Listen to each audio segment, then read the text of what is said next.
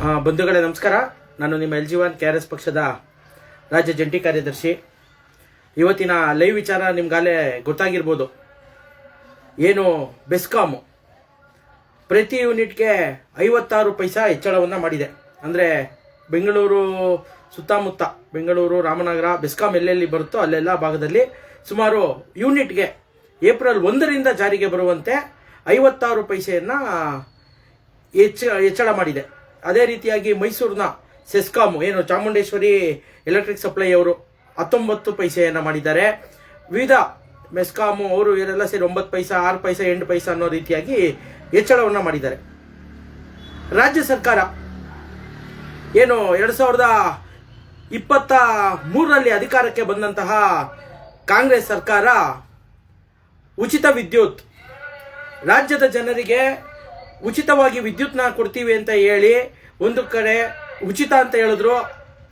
ಅದಕ್ಕೆ ಇವತ್ತು ನಷ್ಟ ಆಗ್ತಾ ಇದೆ. ಸುಮಾರು 2,000 ಕೋಟಿಗೂ ಹೆಚ್ಚು ಬೆಸ್ಕಾಂಗೆ ನಷ್ಟ ಆಗಿದೆ ಅಂತ ಒಂದು ನೆಪವನ್ನು ಹೇಳಿ ಈಗ 56 ಪೈಸೆ ಯೂನಿಟ್ಗೆ 56 ಪೈಸೆನ ಹೆಚ್ಚಳ ಮಾಡಿದ್ದಾರೆ. ರಾಜ್ಯದ ಜನ ಯಾವತ್ತಾದ್ರೂ ನಮಗೆ ವಿದ್ಯುತ್ ಉಚಿತವಾಗಿ ಅಂತ ಕೇಳಿದ್ರಾ? ಇವರು ಅಧಿಕಾರಕ್ಕೆ ಬರೋಕ್ಕೋಸ್ಕರ ಕಾಂಗ್ರೆಸ್ ಪಕ್ಷ ವಿದ್ಯುತ್ತನ್ನು ಉಚಿತವಾಗಿ ಕೊಡ್ತೀವಿ ಅಂತ ಹೇಳಿ ಮಾಡುವಂಥದ್ದು. ಏನು ಫ್ರೀ ಬೀಸ್ ಅಂತ ಕರಿತೀವಿ, ಫ್ರೀ ಬೀಸಲ್ಲಿ ಇದು ಒಂದು ವಿದ್ಯುತ್ತು.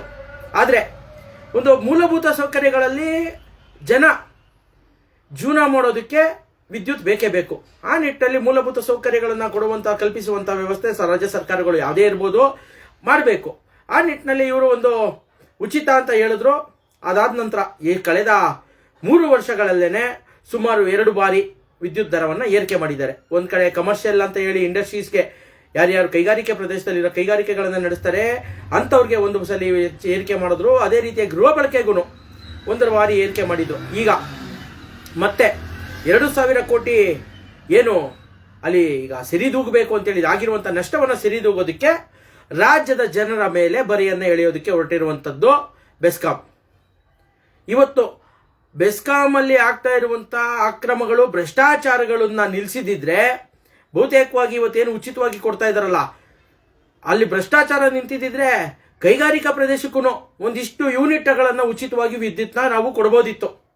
ಆದರೆ ಅಕ್ರಮ, ಭ್ರಷ್ಟಾಚಾರ, ಅವ್ಯವಹಾರಗಳು ಇವತ್ತು ನಾವು ಕಂಡಂತೆ ಬೆಸ್ಕಾಂ ಅಧಿಕಾರಿಗಳು ಲೋಕಾಯುಕ್ತ ಬಲೆಗೆ ಬಿದ್ದಷ್ಟು, ACB ಬಲೆಗೆ ಬಿದ್ದಷ್ಟು ಇನ್ಯಾವ ಇಲಾಖೆಯ ಅಧಿಕಾರಿಗಳು ಬಿದ್ದಂಗೆ ಕಣ್ಣು ಕಾಣ್ತಾ ಇಲ್ಲ ನಮಗೆ.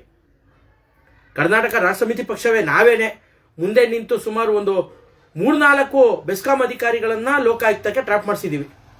ಅದೆಲ್ಲ ನೀವು ನಮ್ಮ ಸಾಮಾಜಿಕ ಜಾಲತಾಣ ಫೇಸ್ಬುಕ್ನಲ್ಲಿ ನೋಡಿರ್ತೀರ. ಈ ರೀತಿಯಾಗಿ ಒಂದು ಕಡೆ ಉಚಿತ ಅಂತಾರೆ, ಇನ್ನೊಂದು ಕಡೆ ಜನರಿಗೆ ಬರೆ ಎಳೆಯುವಂಥ ಕೆಲಸವನ್ನ ರಾಜ್ಯ ಸರ್ಕಾರ ಮಾಡ್ತಾ ಇದೆ.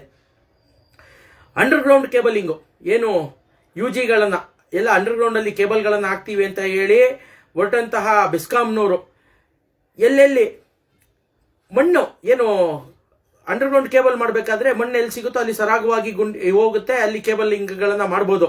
ಆದರೆ ಅಲ್ಲೂ ಒಂದು ದಂಧೆ ಮಾಡಿಕೊಂಡ್ರು. ಯಾರೋ ಗುತ್ತಿಗೆದಾರರ ಜೊತೆ ಬೆಸ್ಕಾಂ ಅಧಿಕಾರಿಗಳು ಶಾಮೀಲಾಗಿ ಮಣ್ಣಿರುವಂತಹ ಜಾಗಗಳಲ್ಲೂ ಸಹ ದೊಡ್ಡ ದೊಡ್ಡ ಕಲ್ಲು ಬಂಡೆಗಳಿದ್ದಾವೆ ಅಂತ ಹೇಳಿ ಅನಾಧಿಕೃತವಾಗಿ ಯಾವುದೇ ರೀತಿಯ ಮಾಹಿತಿ ಇಲ್ಲದಂಗೆ ಇವರೇ ಒಂದು ಕೆಲವು ಪತ್ರಗಳನ್ನು ಮಾಡಿಕೊಂಡು ಬರೀ ಮಣ್ಣನ್ನು ಅಗೆಯೋದಕ್ಕೆ 1 ರೂಪಾಯಿ ಇದ್ರೆ ಬಂಡೆ ಬಂತು ಅಂತ ಹೇಳಿದ್ರೆ ಅಲ್ಲಿಯನ್ನು ಅಗೆಯೋದಕ್ಕೆ ಸುಮಾರು 3 ಪಟ್ಟು ಹೆಚ್ಚಾಗುತ್ತೆ.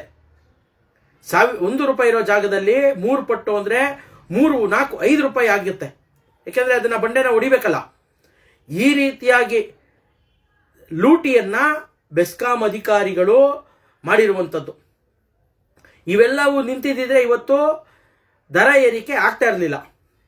ಭ್ರಷ್ಟಾಚಾರವನ್ನು ತಡೆಯೋದಕ್ಕೆ ಆಗ್ತಾ ಇಲ್ಲ ರಾಜ್ಯ ಸರ್ಕಾರದ ಕೈಲಿ, ಅಲ್ಲಿ ನಡೀತಾ ಇರುವಂಥ ಅಕ್ರಮಗಳನ್ನು ತಡೆಯೋದಕ್ಕೆ ಆಗ್ತಾ ಇಲ್ಲ.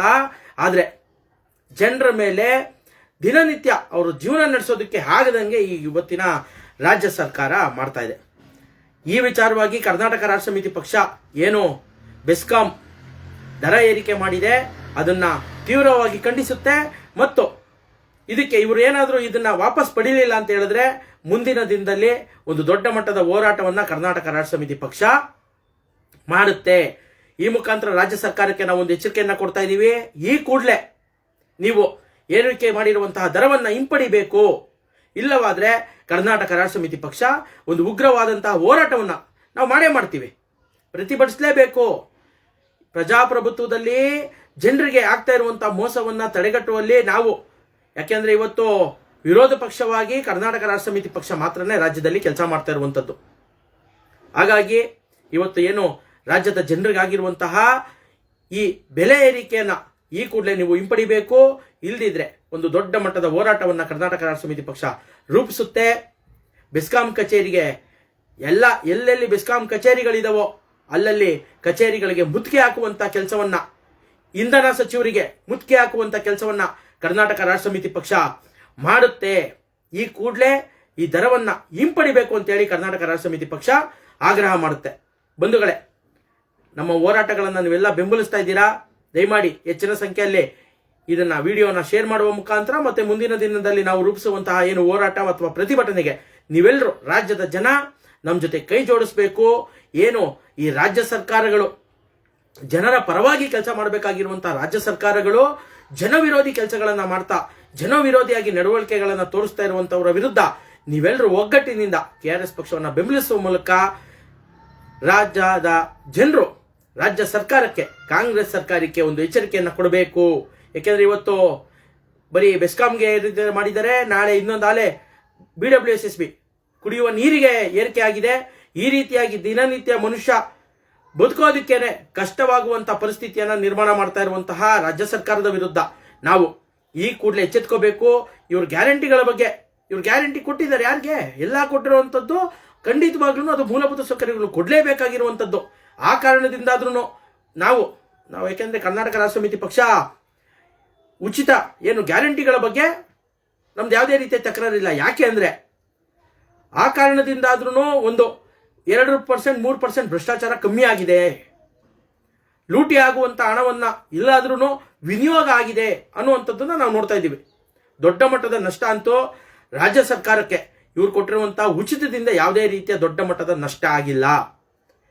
ಭ್ರಷ್ಟಾಚಾರ ಆಗ್ತಾ ಇರುವಂತದ್ದೇನು? ಅಭಿವೃದ್ಧಿ ಹೆಸರಿನಲ್ಲಿ ಲೂಟಿ ಹೊಡಿತಾ ಇರುವಂತದ್ದು. ಈಗ ನಾನು ಹೇಳಿದೆ, ಬೆಸ್ಕಾಂನಲ್ಲೇನೆ ಅಂಡರ್ಗ್ರೌಂಡ್ ಕೇಬಲಿಂಗ್ ಮಾಡ್ತೀವಿ ಅಂತ ಹೇಳೇನೆ ಸಾವಿರಾರು ಕೋಟಿಯನ್ನ ಲೂಟಿ ಹೊಡೆದಿದ್ದಾರೆ. ಆ ಲೂಟಿ ಹೊಡೆದಿರುವಂತ ಹಣವನ್ನೇ ತಂದಿದ್ದಿದ್ರು ಇವತ್ತು ಈ ದರ ಏರಿಕೆ ಆಗುವಂತ ಅವಶ್ಯಕತೆನೇ ಇರಲಿಲ್ಲ. ಹಾಗಾಗಿ ನಾವು ಇದನ್ನ ಕರ್ನಾಟಕ ರಾಷ್ಟ್ರ ಸಮಿತಿ ಪಕ್ಷ ಈ ದರ ಏರಿಕೆಯನ್ನು ಖಂಡಿಸುತ್ತೆ. ರಾಜ್ಯದ ಜನರ ಪರವಾಗಿ KRS ಪಕ್ಷ ಧ್ವನಿ ಆಗುತ್ತೆ. ನಾವು ನಿಮ್ಮ ಜೊತೆ ಇರ್ತೀವಿ.